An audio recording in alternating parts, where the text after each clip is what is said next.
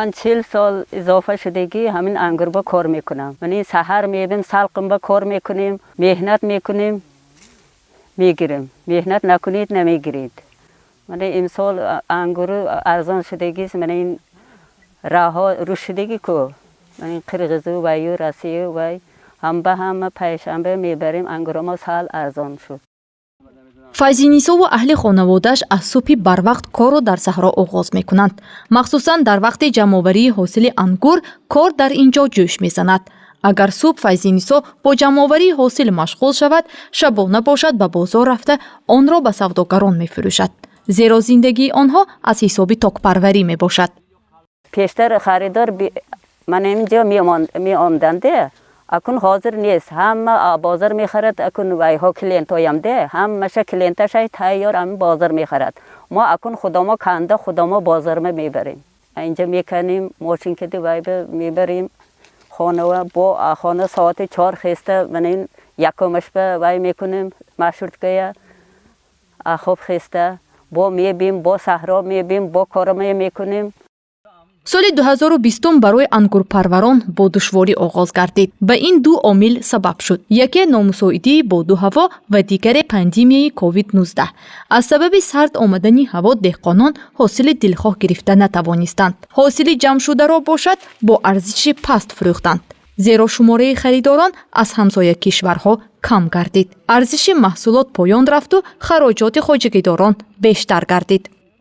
химикат дориҳо қариб ки 2 баровар қимат шуд. Мани сӯзишворӣ қимат шуд. Инам 2 баровар. Чиқимомо 2 баровар шуд. Пештар берим ба ангур мебрав, нархаш баландтар буд. нархи нағз мефурӯхтем.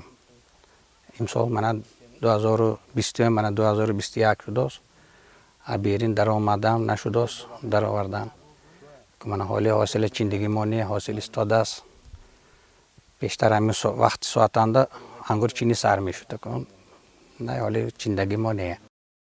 18 саҳмдор дар хоҷагии деҳқонии фароғати ноҳияи Бобоҷон Ғафуров бо парвариши навъҳои гуногуни ангур машғуланд.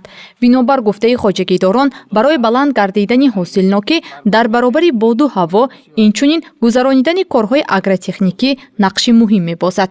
давоми 1 сол онҳо пурра меҳнат мекунанд то ин ки ба натиҷаи дилхоҳ ноил гарданд. ҳосили ангур имсол дар хоҷагии мазкур фаровон аст. айни замон деҳқонон ангурҳоро барои бозори дохилӣ ҷамъоварӣ намуда ба фурӯш бароварда истоданд. фурӯхтанаш аъмо набуд. яхтон ба мегуфтаги бизнесменҳо куҷо ки фурӯшад харибаям савдои ваё нағз шавад мо ваям нағз мешад. нағз гуфтаги мо ки нархи нағз бибравад имсолаш ба бо мебиёд.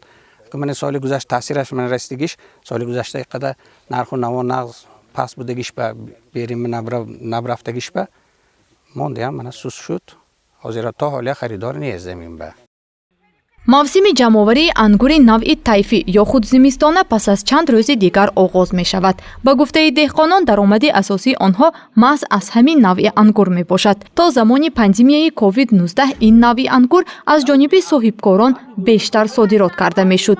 инчунин савдогарон аз давлатҳои ҳамсоя омада харидорӣ мекарданд.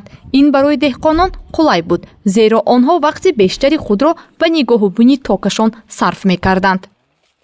هر یک تا ساخمدار یک ساخمش 5-6 تن انگور میگیرد. پول با که من مثال 3 سامانی گیرد 18,000 میشه. اهمیه 18,000 3,000 2,500 3,000 چقیمش با تیادگر کار کدش به 1000 سوم 1,500 قریب من دارو و میتیاد. همون ماندگیش خودش میماند زندگیش به. یگان کارخانه باشد اگر یگان وای باشد من این کلینتا همین سر زمین ما بیاد ما مشکل ما آسان میشد. навъҳои гуногуни ангурро ширкати оби зулол тасмим дорад аз хоҷагиҳои боғдории тоҷикистон харидорӣ кунад. зеро дар коргоҳ хати нави технологӣ насб карда шуд. ин имкон медиҳад ки дар ширкат коркарди ангур ба роҳ монда шавад. хати нави технологӣ моҳи қабл насб гардида ба кор андохта шуд. он иқтидор дорад ки дар як вақт 40 тонна ангурро коркард намояд.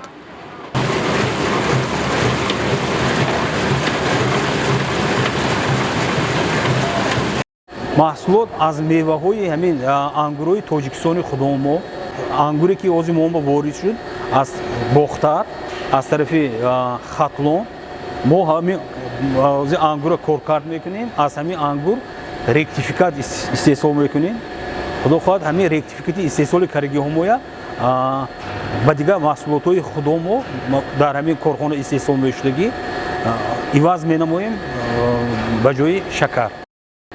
дар ширкати мазкур зиёда аз 120 номгоҳи маҳсулот истеҳсол мешавад.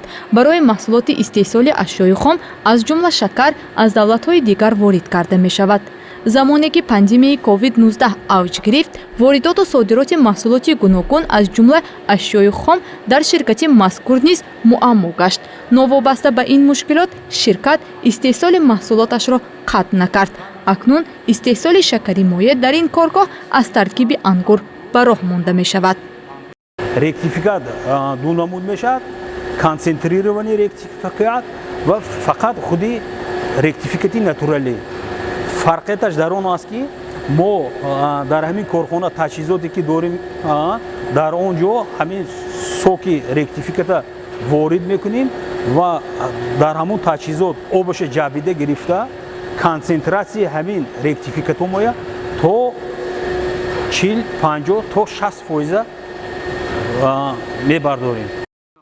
файзинисо бо аҳли оилааш ҳамарӯза ангурҳоро ба бозори марказии панҷшанбе мебаранд. ҳар 1 килограмми онро бо арзиши 2 сомонӣ мефурӯшад. бо ин роҳ зиндагиашро пеш мебарад. дар ҳолати мисли пештара пайдо гардидани харидорони яклухт, вай метавонад мисли пештара ҳосилнокии маҳсулоташро афзоиш диҳад.